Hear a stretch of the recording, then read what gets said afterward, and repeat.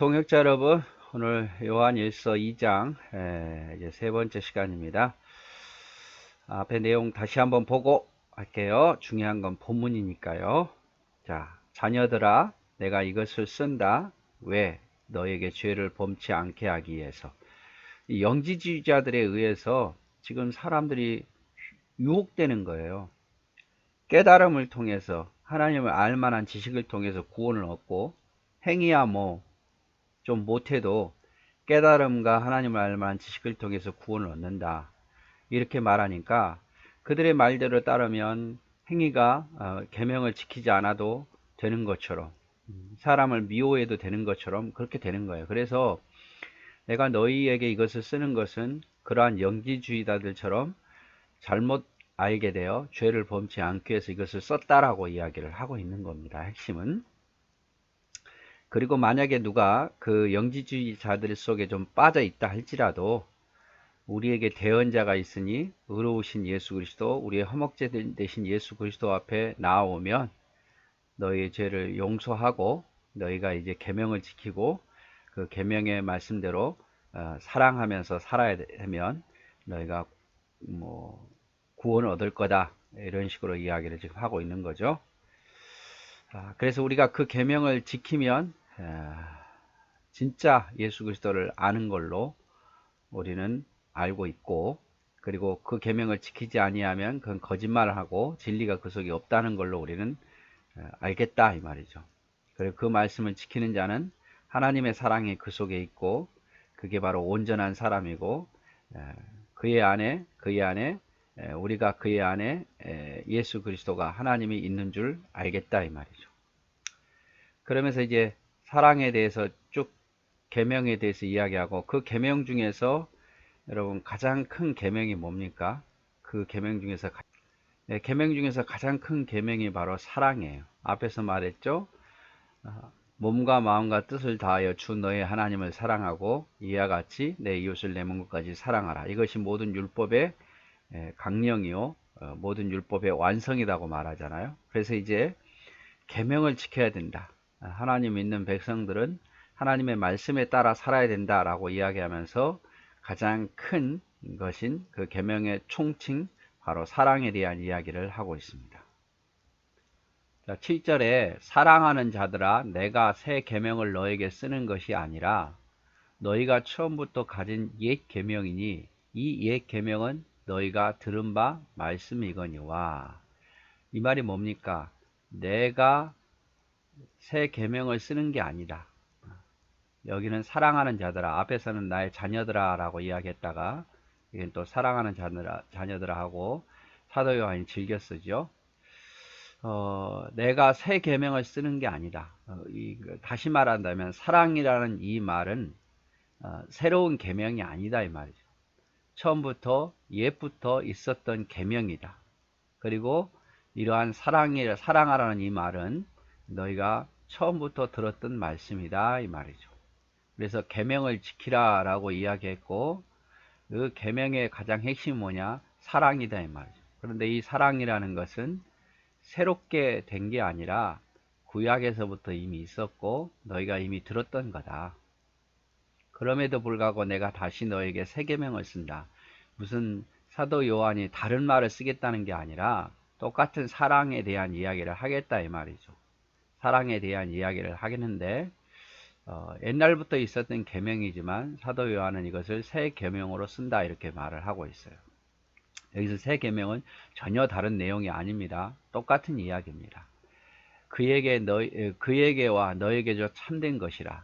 이는 어두움이 지나고 참빛이 벌써 비침이라. 자, 이 새 계명, 사랑에 대한 계명, 이 시대에도 사랑에 대한 계명은 우리에게 옛 계명과 같이 중요하다, 이 말이에요.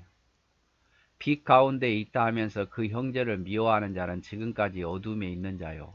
그 형제를 사랑하는 자는 빛 가운데 거하여 자기 속에 꺼리낌이 없으나 그의 형제를 미워하는 자는 어둠에 있고 또 어둠에 행하여 갈 곳을 알지 못하나니 이는 그 어둠이 그의 눈을 멀게 하였습니다. 결론적으로 뭔 말입니까? 형제를 미워하는 자는 어둠에 있다는 거다. 내가 빛 가운데 있다. 내가 그리스도 안에 있다라고 말하면서 형제를 미워하는 것은 그건 그리스도 안에 있는 게 아니라 어두움 속에 있는 것이고, 반대로 그의 형제를 사랑하는 자는 빛 가운데 있는 거다 이 말이죠. 그래서 결론적으로 형제를 미워하는 자는 어두움에 있고 또 갈 곳을 알지 못하나니 그는 어두움이 그런 눈을 멀게 했기 때문이다. 결국에는 사랑이에요, 사랑. 계명을 지킨다는 것은 하나님을 사랑해서 하나님 말씀대로 산다는 거고, 계명을 지킨다는 것은 이웃을 사랑해서 이웃을 위해 섬기고 사랑하고 미워하지 않는 거예요. 그게 바로 계명의 가장 큰 핵심이죠.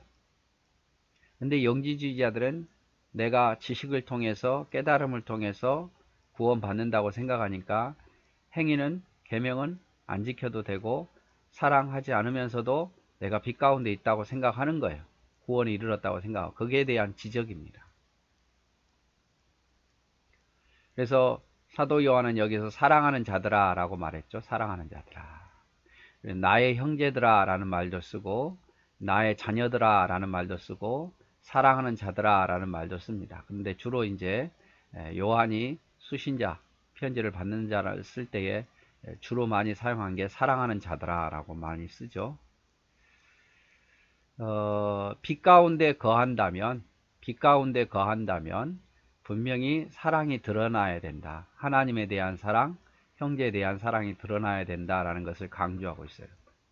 그래서 영지주의자들이 하나님을 알기만 하면 도덕적으로 좀 갖추지 못해도 괜찮다 이 말이 잘못되었음을 가르치고 있는 거죠. 이 사랑하라는 말은 이미 율법 옛 계명에도 있었던 것이고 새 계명 복음에서도 강조한다라는 것을 이야기하는 거예요. 여기서 뭐 옛 계명과 새 계명은 전혀 반대되고 다른 내용이 아니라 여기서 옛 계명은 사랑이라는 것을 이야기했듯이 새 계명에서도 사랑이라는 것을 다시 한번 강조한다고 이야기하죠.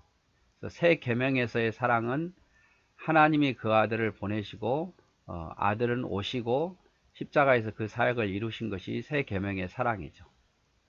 율법을 통해서 자기 백성을 사랑했다면 신약은 하나님께서 아들을 보내신 거예요. 얼마나 아들을 보내기를 힘들어 하셨겠습니까? 그런데 아들을 보내시고 아들은 자신을 십자가에 죽으심으로 사랑을 나타냈단 말이에요. 그래서 구약도 사랑이고 신약도 사랑이에요. 창조도 사랑이고 이스라엘 백성에게 율법을 주신 것도 사랑이고 아브라함을 선택한 것도 사랑이고 예수님이 이 땅에 보내신 것도 사랑이에요. 그래서 요한복음 3장 16절 하나님이 세상을 이처럼 사랑하사 독생자를 주셨으니 이는 저를 믿는 자마다 멸망치 않고 영생을 얻게 하려 하심이라 이렇게 말하잖아요. 그래서 우리도 형제를 사랑해야 돼요. 하나님이 우리를 사랑한 것처럼 우리도 형제를 사랑하는 것이 빛 가운데 거하는 자요 자기 속에 꺼리낌이 없는 자다. 형제를 사랑하지 않는 자는 어둠에 있는 자다라고 표현을 하고 있습니다. 그래서 여러분 우리가 사랑해야 돼요. 어쨌든 간에 하나님 사랑하고 이웃 사랑하고 형제 자매를 사랑해야 돼요. 미워해서는 안 돼요. 여러분. 그래서 하나님 사랑 이웃 사랑하면서 살자 이 말이죠. 이것이 사랑의 완성이고 이 하나님 사랑 이웃 사랑이 하나님과 사귐이 더 강하게 만들고 하나님과 기쁨이 더 충만하게 만들고 하나님 앞에서 죄 짓지 않는 거예요. 앞에서 다 내가 이것을 쓴 것은 하나님과 우리 사이에 사귐이 있고 이것을 쓴 것은 기쁨이 있고 이것을 쓴 것은 죄 짓지 않기 위해서 썼다 그랬잖아요. 근데 이렇게 하려면 결국이 뭡니까? 사랑하는 사람. 하나님 사랑, 이웃 사랑하며 사는 것이 가장 현명한 거예요. 그래서 다가서는 사랑을 할 수 없을 때도 있죠. 정말 우리 인간적으로 내가 미안해라고 다가가서 사랑한다 이렇게 말을 해야 되는데 할 수 없다면 먼저 그를 위해서 기도해야 돼요. 긍휼의 기도를. 정말 미운 사람 앞에서 내가 아무 잘못도 하지 않은 것 같은데 내가 미워해서 미안해 이렇게 말하기 쉽지 않잖아요. 그러면 일단 그를 위해서 기도하셔야 돼요. 그를 위해서. 그리고 하나님 받은 사랑을 우리가 사랑해야죠. 우리가 얼마나 하나님께 많은 사랑을 받았습니까? 그렇다면 우리도 사랑하는 것이 마땅하지 않겠습니까? 그래서 형제 안에 사랑하지 못하고 다툼으로 가득한다면 결국에는 무슨 일이 있겠습니까? 하나님의 사귐도 엉망이 되는 거고 기쁨도 없고 또 사랑하지 못해서 죄를 짓고 있고. 그래서 우리가 사랑이 참 힘들지요. 사랑이 힘들어요. 그러나 하나님을 무척 사랑해야 되고 형제자매를 무척 사랑해야 돼요. 사랑하려고 노력하십시오. 그래야 하나님과의 관계도 깨지지 않고 기쁨의 삶도 깨지지 않고 죄 짓는 일도 하지 않아요.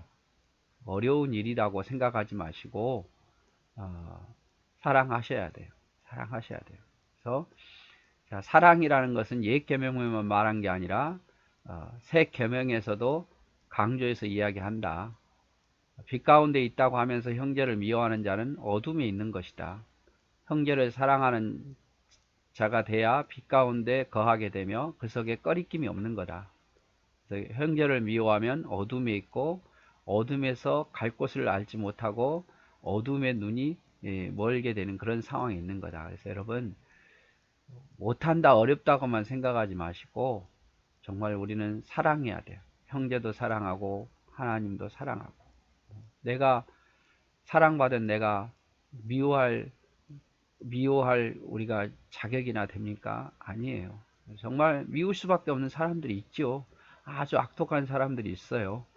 그러나 그를 미워하기보다 사랑하라까지는 못하더라도 미워하기보다 그냥 그를 위해서 궁일의 마음으로 그의 영혼이 돌아오기를 위해서 기도하십시오. 그게 우리가 죄짓지 않는 방법이다 이 말이죠. 자, 오늘 여기까지 보도록 하겠습니다. 사랑하고 축복합니다.